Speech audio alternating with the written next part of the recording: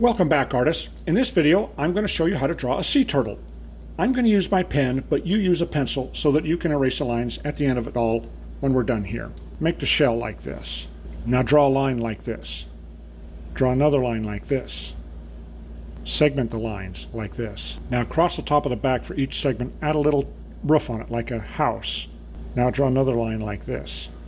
Segment this line too, and offset it from the one below. Now draw light little X's for each square. Now put on his head and neck. Start with his head like this. Make sure it's an oval like this. Add a little beak for a nose and a mouth. Put on a great big eye. Add the big front flipper. Add the back flipper like this. Across the top of the head, draw another line and segment it like we did on the shell. Draw segmented lines on both fins too, like this. Now put some water in. Let's have him sticking his head out just above the water.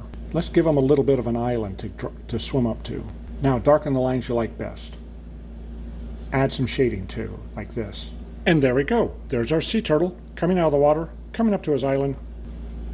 Please give me a thumbs up, please subscribe, and we'll see you on the next one. Thank you. Bye-bye.